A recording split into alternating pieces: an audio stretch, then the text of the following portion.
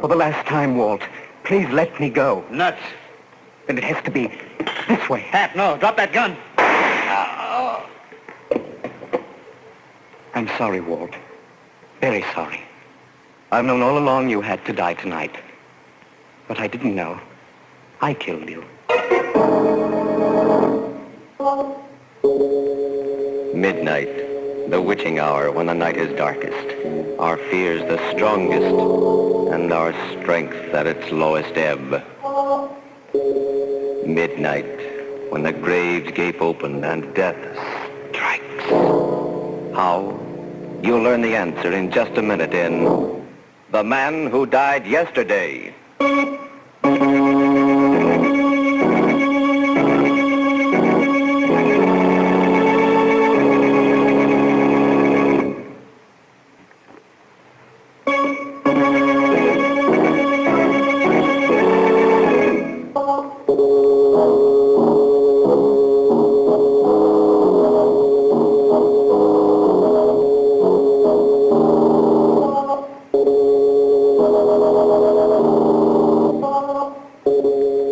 And now, Murder at Midnight.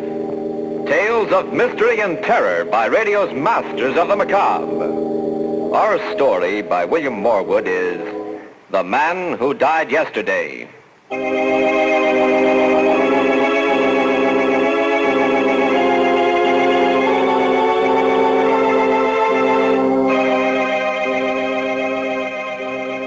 Afternoon on a little traveled highway. A strange-looking man in threadbare clothes stands hopefully by the roadside. A car comes around a curve, slows up, stops. Looking for a lift? Are you headed for New York? That's me. Hop in. Thank you. It's very good of you. I'm in a hurry to reach New York. I haven't much time, you see. Yeah, sure. I picked you right off for a big executive on his way to a board meeting. Nothing like that. It's just that, there's something terribly important I've got to do. A mission. Oh, Salvation Army, huh? No, United Nations. I have to see the Secretary General before midnight tonight. That leaves me only 8 hours. The United... Are you feeling all right, pal? Yes.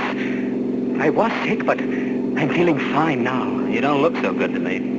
Why does it go? Of course, you could do with a haircut, too. I suppose so. I'm afraid I've been out of touch with civilization a long while. By the way, my name is... was David Hepgood. Hiya. I'm Walt Griggs.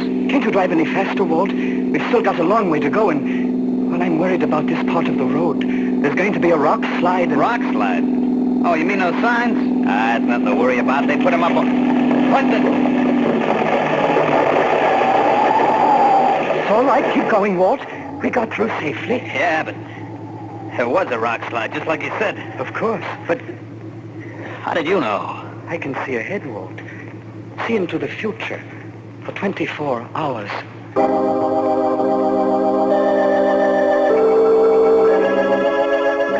The guy was nuts, of course, but... Still, what are the odds against calling a long shot like that? 1,000,000 to 1? 1 billion? I gave up trying to figure it. We drove along for about an hour and then stopped for gas. There was this hamburger joint right by.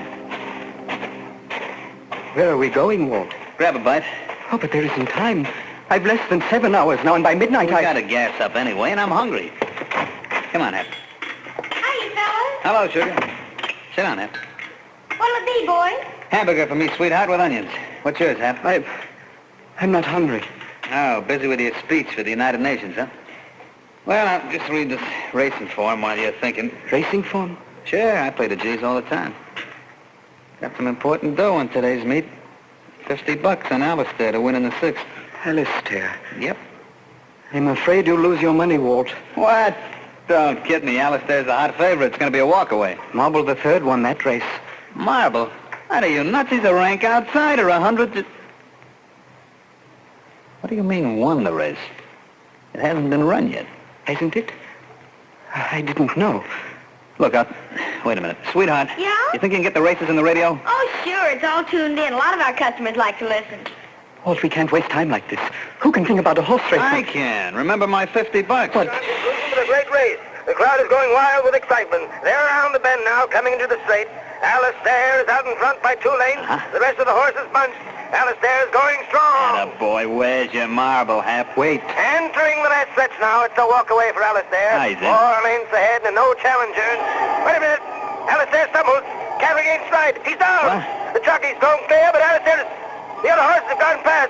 Number 8 is out in front. Number 8. Marble the third. Marble the third. Marble the third. And Marble wins. Rio! Turn that thing That's off. one for the books, folks. The most extraordinary... I'll be... You knew it all the time, Hap. You knew Marble had to win. Of course. Walt, we've got to go. Sure. Sure, Hap, anything you say. You're the guy I've been waiting for all my life.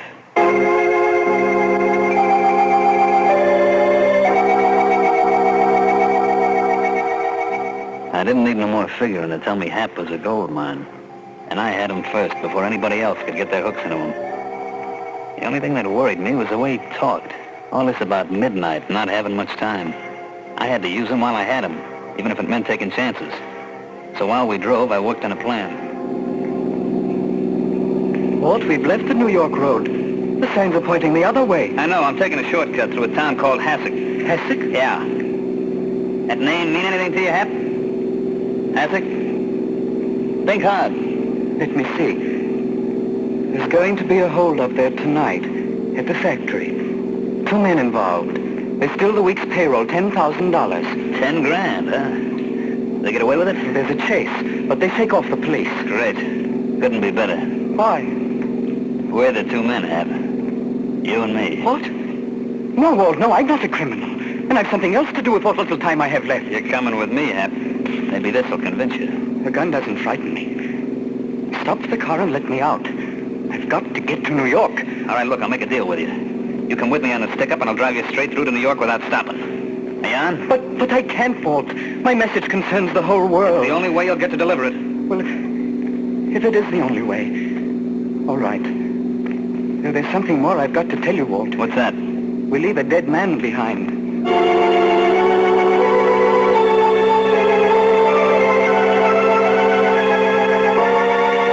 was getting dark when we hit town. I drove down the main street and onto the factory building beyond. It was all dark except for a light in the cashier's office.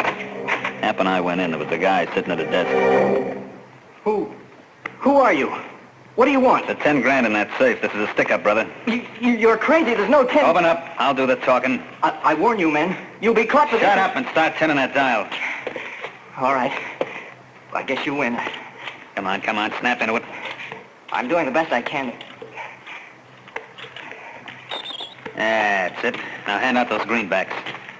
Come on, get a move on. Watch out, Walt. He's turning in an alarm. Oh, you double-crossing rat. Oh. Hey, Harry, you. This the guy that had to be killed, Hap? Yes. Okay, then step on it. The cops will be swarming around like flies.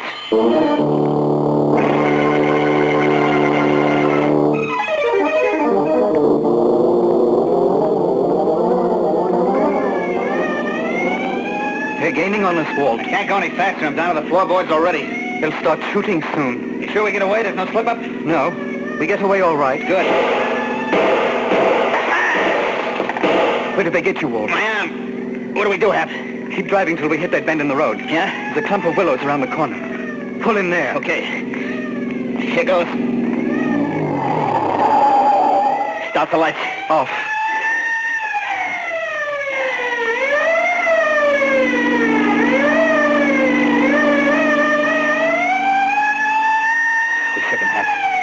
Like you said. No hurry. Get back to the New York Road. I've less than 3 hours left. Okay, but I gotta stop and see a doctor. A doctor? Sure, my arm. Oh, what's the matter, Hap? I'm afraid of that doctor. Something happens there that I don't understand. What is it? I don't know. It's something I should have explained before. I can see into the future for you, Walt, and for everyone else. But not for myself.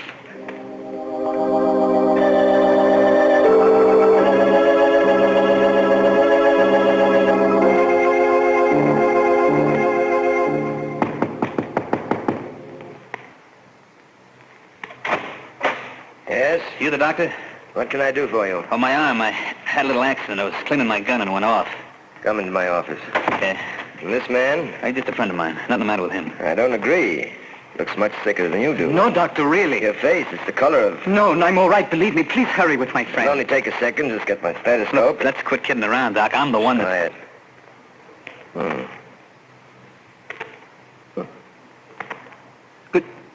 Good Lord. What's the matter, Doc? Why are you looking at him like that? But it's impossible, of course, but there's no heartbeat. No. But that's impossible. If your heart wasn't beating, you'd be... Dead? Yes. I've been dead since yesterday, at midnight.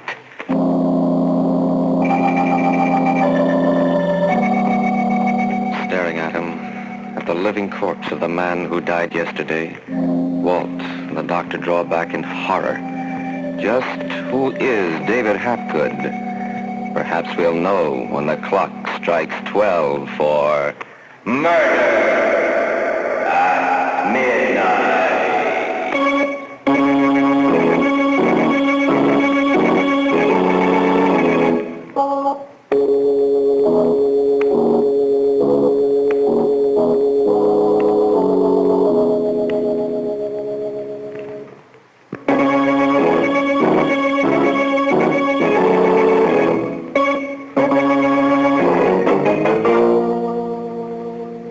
And now, back to Murder at Midnight and The Man Who Died Yesterday.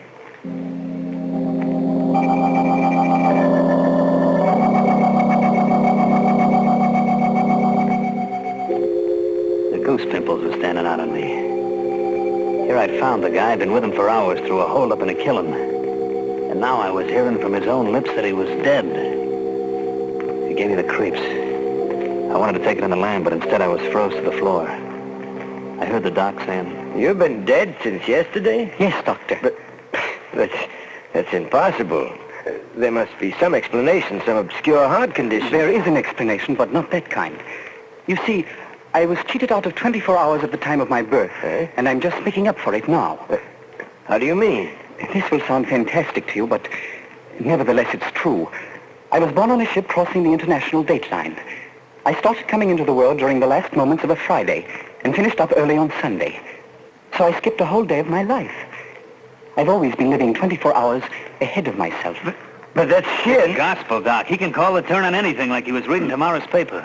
I told you it would sound fantastic, Doctor. But it is true. When I realized it, I tried not to use it for selfish ends. I wanted to help people, but I never could. People would never listen to me, believe me. Finally, I realized that there was no place for me in the world, that man wasn't meant to know the future. So I went away, up into the woods. How long ago? About 10 years ago. Away from civilization, it was easier. I still knew what was going to happen, of course, but with no way to communicate my knowledge, my conscience was at rest. That is, until last night. Last night? I had caught a cold. It developed into pneumonia. I was deathly sick. I couldn't breathe and lost consciousness. Then suddenly, at midnight, I was well. Quite well. Not a trace of my illness. I knew what had happened, of course. I was dead. But I still had my missing day to live. I knew I must use it for the benefit of mankind. How? There's something I know. Something that involves the fate of millions of people. Unless some action is taken within the next few hours. What action? What is it? I'm sorry, but I can't tell you, Doctor. I can't tell anyone except the Secretary General of the United Nations. And I must reach him before midnight, before I'm really dead. It's getting on to 10 o'clock.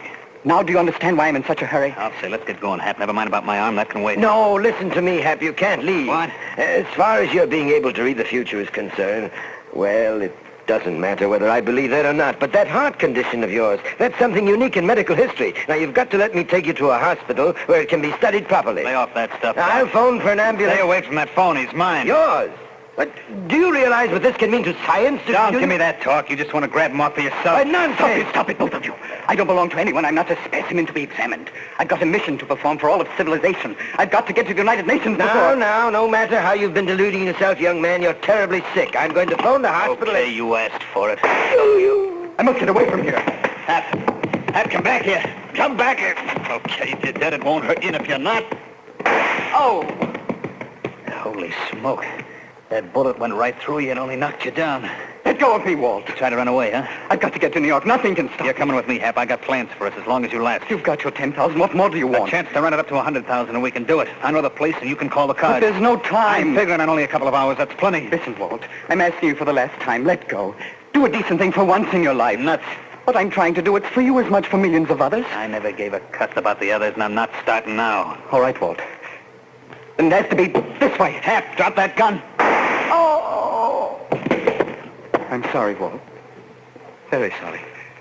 I've known all along that you had to die tonight. But I didn't know that I'd kill you.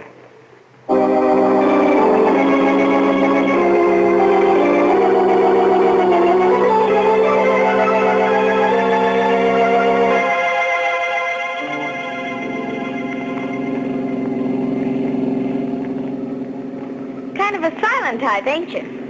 Sorry? Oh, that's all right. I don't like fellas that gab too much. You know, it was nice of you to pick me up back there on the road. I was lonely. Besides, I needed reassurance. How's that? You see, I've been out of touch with civilization for some time, and the people I've met today weren't inspiring. You're a strange guy, do you know it? Am I? Yeah, I mean, the way you talk and look. You don't look quite real. Oh, now don't get me wrong. I like you a lot. Oh, I'm glad. Well, for instance, we've been driving for nearly an hour now, and you haven't even made a pass at me once. I'm afraid that wouldn't do either of us much good. Yeah, but just the same, a girl appreciates a little thing like that. Incidental, what's your name? You can call me Hap. Hi, Hap, I'm Hazel. How do you do? Well, I guess I ought to tell you something about myself. Well, I know a little already. Huh? You're going to New York to find your fiancé, aren't you? Yeah, a guy called... Say, how'd you know that? You're going to look him up in the phone book and call. Then you're going to find out that he's married. What? Oh, you're kidding me. Jim wouldn't do a thing like that. He'd wait for me forever. He said he would. And, hey, why are we stopping? Almost out of gas. Howdy, folks. Fill her up as quickly as possible. Okay.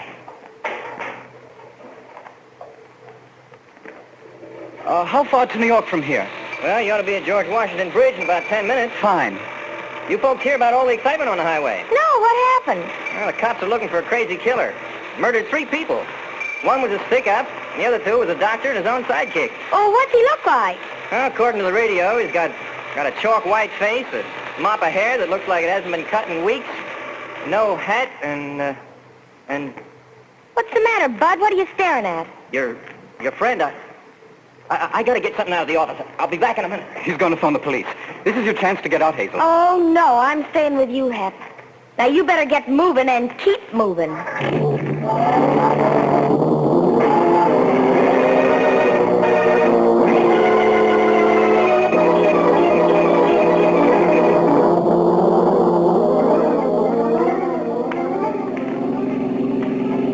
No sign we're being followed. We may make it yet.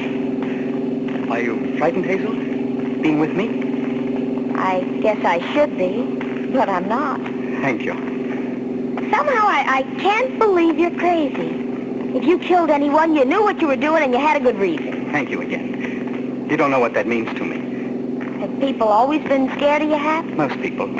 Till I met you. Why couldn't I have met you sooner, Hazel? Well, what's wrong with now?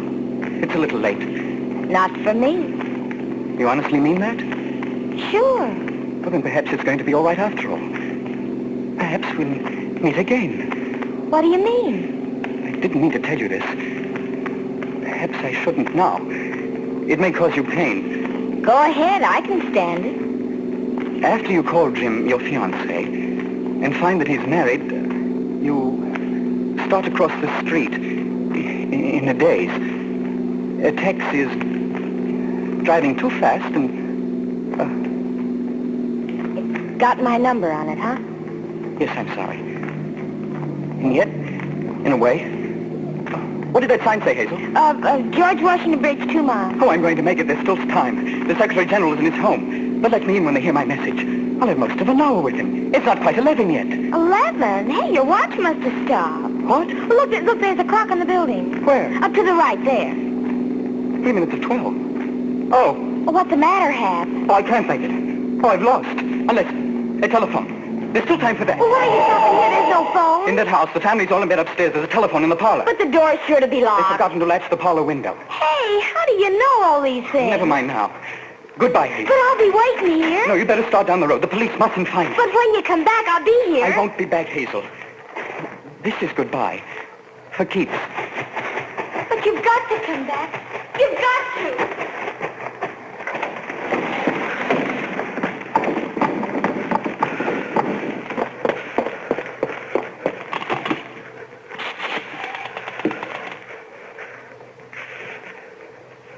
Operator, get me the Secretary General of the United Nations at his home. Hurry, please, it's urgent.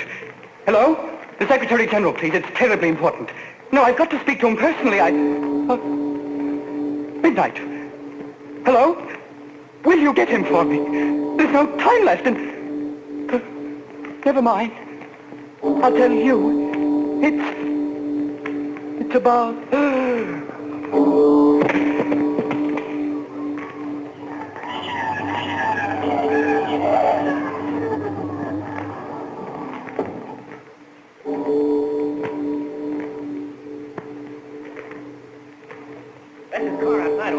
I'll swear to that. He must have climbed in this window. We'd better go in and have a look.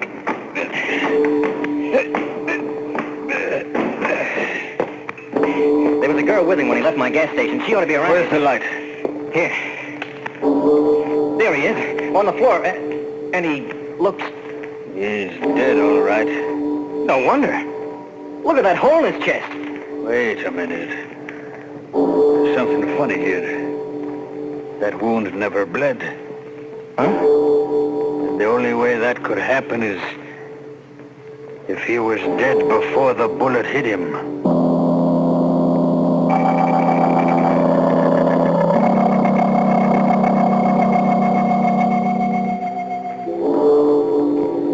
Two men staring at a corpse that is finally still. Still forever. The corpse of the man who died yesterday. While outside, somewhere in the night, a restless spirit keeps a rendezvous that none can avoid. And the distant clocks chime the last notes in epilogue for Murder at Midnight.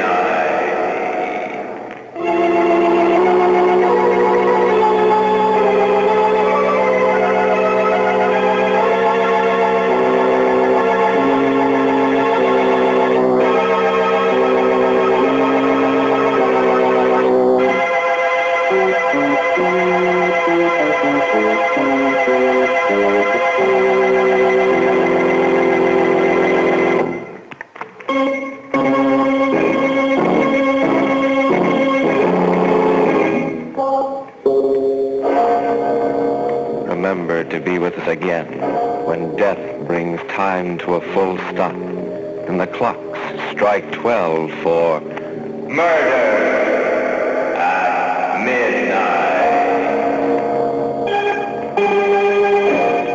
The part of David Hapgood was played by Stuart Brody. Vandell Kramer was Walt. With music by Charles Paul, Murder at Midnight was directed by Anton M. Leader.